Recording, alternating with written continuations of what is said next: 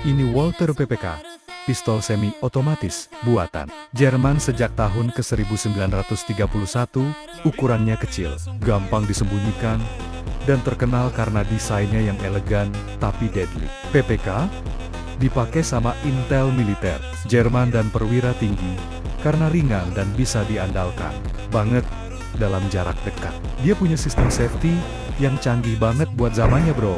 Bahkan pistol ini pernah dipakai oleh tokoh terkenal dalam film, yaitu James Bond.